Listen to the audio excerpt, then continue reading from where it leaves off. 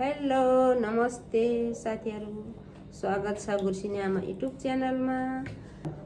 आजको स्पेशल हाम्रो लोकल कुखुराको सुप लिएर खान लागेको छौँ साथीहरू। अब हामी खान्छौँ है त। ल सुरु गरौँ।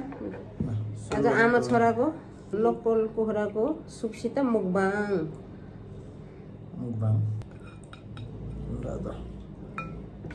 सुरु गरे ल हामीले खायो, हामी सुरु गरे है त साथीहरू। ल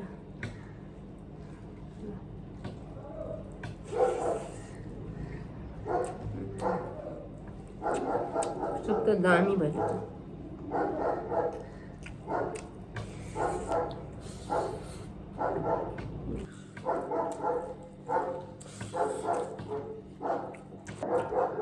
मिठो लोकल कुखुरा त चोबिलो हुन्छ। लोकल कुखुराको रसै मिठो। भात आउँदै जान्छ जस्तो। भात राख्दैछु। अलिक तिमी खान्छु यो पाङ्ग्रा खा त, तिमीलाई पाङ्ग्रा मनपर्छ नि, लैजाऊ हाल्नु लैजाऊ।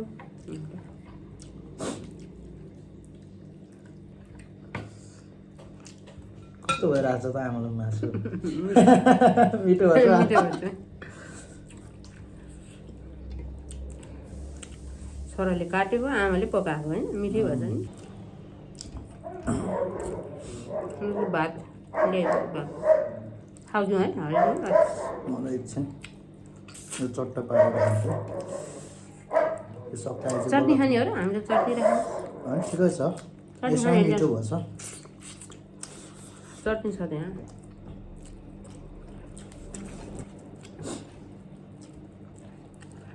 के भन्छ, झोलसम्म झोलै मन पऱ्यो, झोलै छ।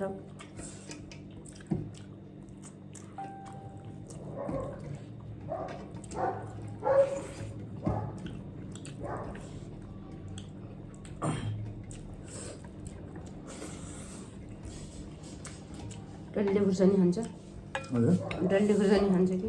आउनु भयो मलाई सब पुग्यो। भात त खान्छ नि। दिदी थपुवा भात ल्याइदिनुहोस् प्लिज। मेरो भाइ थपिदिनुहोस् त अलिकति ल। हस् पुग्यो पुग्यो।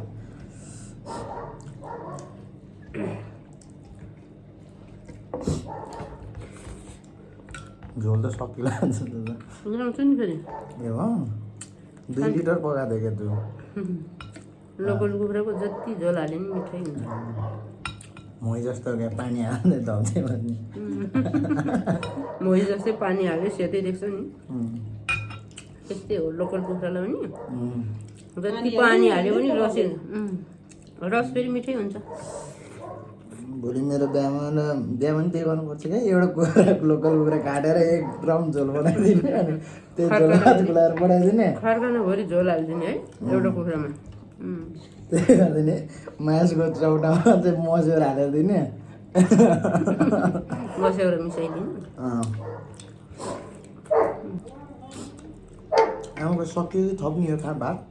मैले हजुर हजुर खान्छु, सुप पिन्छु। खानुपर्छ चिसोमा। तातो तातो सुप खानु पऱ्यो नि होइन त? कसो हो?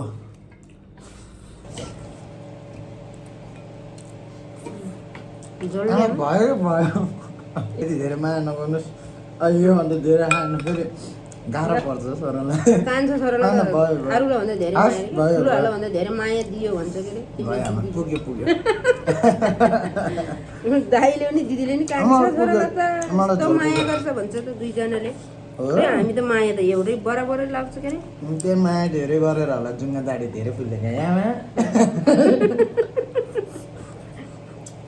जुङ्गादारी फुलेको कि धेरै आएको हाइटै फुलेर हाइटै बढाइखेरि जुङ्गादारी चाहिँ धेरै आउने हाइट चाहिँ माथि नहुने कि नहुँदैन बुद्धि आएन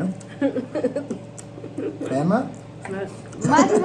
माथि मात्र माया लाग्छ खुट्टातिर लाग्दैन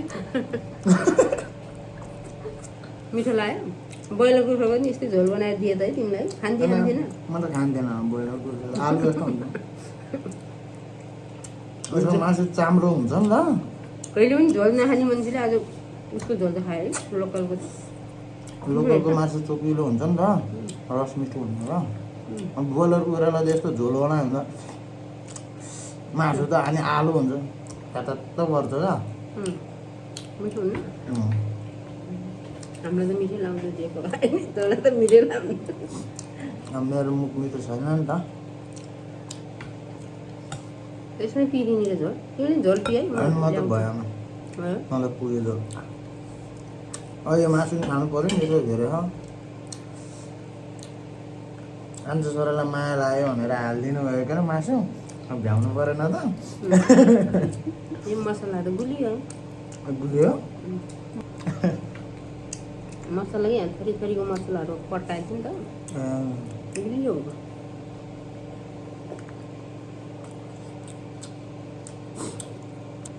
चम्म बाँडिदिनु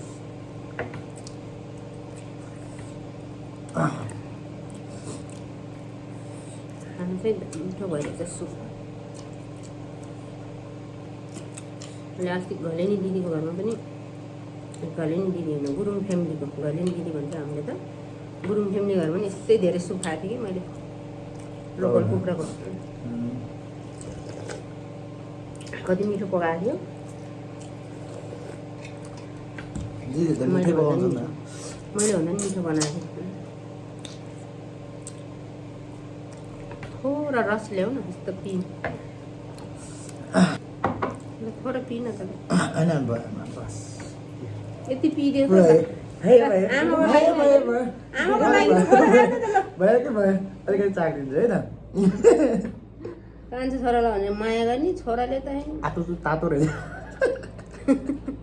पोलिदियो कि जुङ्गालाई जुङ्गालाई होइन जिब्रो पोल्यो तातो पो रहेछ आँसु झारिदियो धन्दा फुलाउनु लागेको छ मलाई यसले अलिक धेरै खाइदियो टेस्ट गराएको कि त्यो माथि एक्सपेरिमेन्ट गराएको पहिला म त नि बाटी आँसु झारिदियो नि त तातो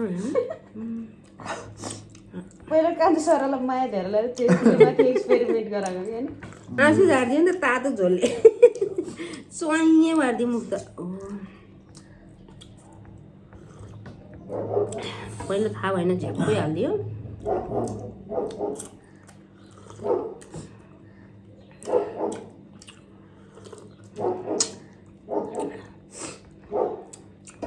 थोरै पि त नभएन जिब्रो पोलेर मलाई अगाडि अब त अलिक चिसो भयो नि त मैले जुठो हाल्दैछु त सुरुमा पो च्वाइँ बाल्यो अब चाहिँ लास्ट एन्डिङ अब खाना भ्याइयो अब चाहिँ पानीले चाहिँ भ्याइदिउँ है पानी खाएर सघाइदिउँ अब ल के भन्छ र पानी खाऊ पानी हो पानी पिनु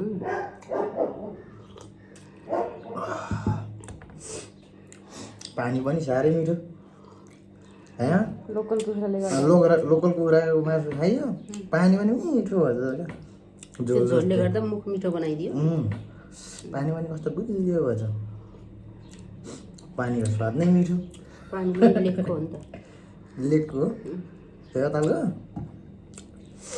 माथि लेकतिर लेकतिर भन्छ बिहान 5 बजे जान्थेँ पानी भन्न जान्छु नि म बिहान 5 बजे उठेर डोको बोकेर अनि के लेखमा जान्छ क्या लेकमा पानी लिन जान्छ कि लेकतिर